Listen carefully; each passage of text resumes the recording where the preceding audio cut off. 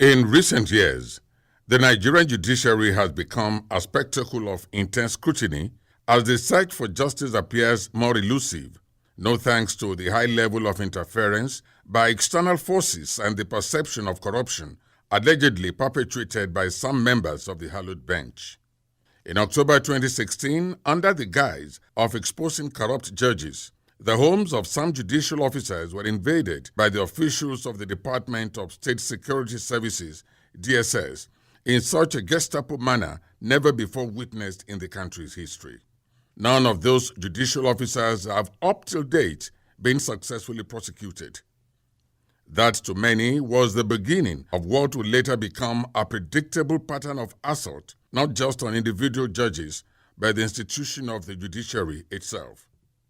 It was with little or no surprise then when the head of the judiciary, Justice Walter Onoge himself, was targeted. For a man accused of non-declaration of assets, the facts as to his misdemeanor were no doubt in the clear knowledge of the federal agency that screened him for the job, that's the DSS.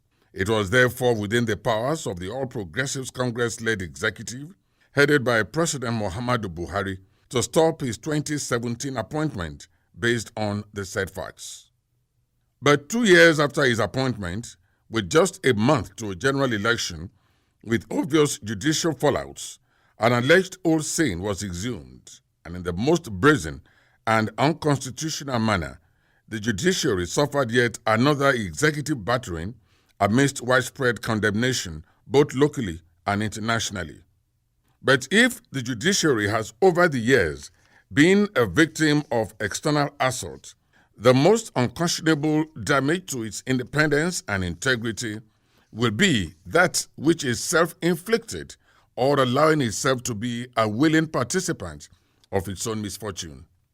The 2019 presidential election petition and the 786 other election petitions filed in the different tribunals across the country therefore present before the Nigerian judiciary the most colossal test of fairness, equity, and integrity. How it handles these contentious political cases will go a long way in determining whether or not the institution of the judiciary can rise up from the labyrinth of complicated misfortunes and redeem the trust, confidence, and reverence Nigerians once had on the courts and its judges. For instance, the petition filed to challenge the outcome of the presidential election by 4 political parties have been overshadowed by the fear of compromise and bias in the composition of the panel. The president of the Court of Appeal, Justice Zainab Bukachua, has been in the eye of the storm since she appointed herself as the presiding justice in the 5-member panel hearing the presidential election petition. Ordinarily, few would have challenged the competence, objectivity, and experience of Justice Bukachua to serve on such high-profile case, but facts surrounding her personal life, with specific reference to her marital and familiar relationship with prominent members of the ruling APC, imposes a moral burden on her and raises legitimate fears of her of neutrality in such a delicate and politically sensitive case. The international standard, the Bangalore Principles of Judicial Conduct, which has been adopted by several judiciaries and legal systems unreservedly around the world, states unequivocally in value 4.4, a judge shall not participate in the determination of a case in which any member of the judge's family represents a litigant or is associated in any manner with the case. Drawing from the internationally accepted Bangalore Principles of Judicial Conduct, the National Judicial Council of Nigeria modeled its Code of Conduct for Judicial Officers, where it states as follows in Order 7, Rule 2. If it appears in respect of a matter before him or her that the judge or a member of the judge's family or other person in respect of which the judge is in a fiduciary relationship is likely to benefit financially, the judge has no alternative but to withdraw from the case. In 1998, the British House of Lords, in a landmark decision, upturned the arrest and extradition of former Chilean dictator Augusto Pinochet for crimes committed against humanity because it was discovered that one of the 5 judges, Lord Hoffman, was a director in the International Charity Limited, owned by Amnesty International, an organization that was earlier appointed by the court as interveners in the case. For an issue that many would have considered as innocuous, a new panel of judges not only upturned the decision, but held that Judge Hoffman stood automatically disqualified from hearing the case.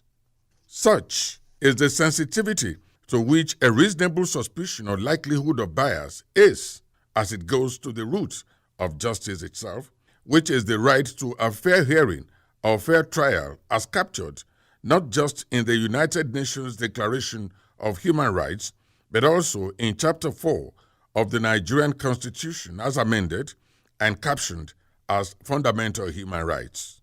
The revised Code of Conduct for Judicial Officers as enacted by the National Judicial Council (NJC) is clear on what may constitute a burden of impartiality. Rule 2, Sub 10 states that a judge shall not participate in the determination of a case in which any member of the judge's family represents a litigant or is associated in any manner with the case. For the avoidance of doubt, there are established 4 parameters that should be considered in conflicts of interests. A. Personal connection to one of the parties. B. Personal knowledge of the facts of the case. C. Familial relationships such as marriage. And D. Financial interest in the result of the case. All of these are formulated in the recusal law, which provides that a judge should disqualify himself on the basis of being a spouse of a person in the case within the 3rd degree of relationship. Also, if he is known to have an interest that could substantially affect the outcome of the proceedings, which include pretrial, trial, appellate review, or other stages of litigation. In the case of Justice Bukachua, clear and uncontroverted evidence proves that Justice Bukachua is the wife to a prominent member of the All Progressives Congress (APC), Adamu Mohammed Bukachua, who is also a senator-elect on the same political party of a president whose election is being challenged. Incontrovertible fact also indicates that Justice Zainab Bukachua is the biological mother to another prominent member of the APC, Aliyu Abubakar, who contested for the governorship of Gombe State on the platform of the same political party, the APC, whose victory is being challenged before Justice Bukachua. Under the present circumstance, the NJC Judicial Code expects Justice Bukachua to recuse herself in line with other 12, Rule 1, C, D, and I, which states, a judicial officer should disqualify himself in a proceeding in which his impartiality may genuinely and reasonably be questioned, including but not limited to the instances where he knows that he individually or as a judicial officer or his spouse or child has a financial or any other interest that could be substantially affected by the outcome of the proceeding.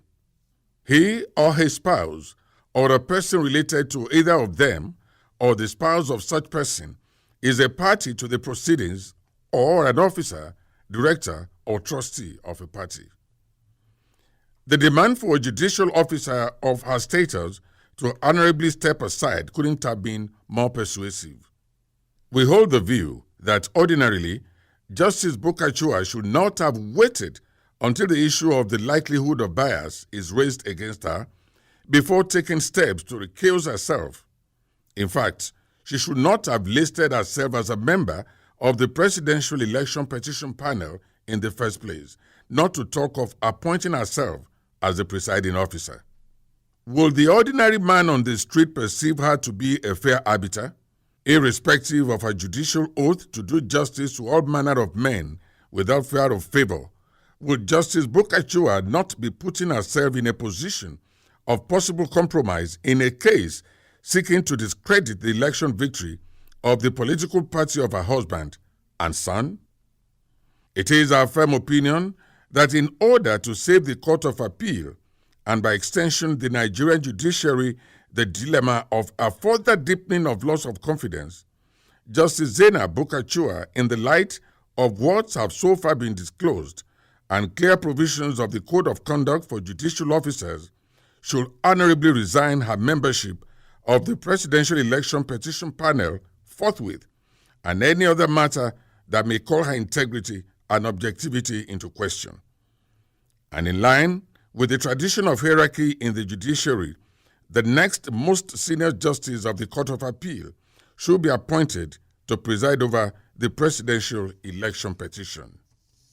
The same is also true of the appointment of members of the tribunal under her.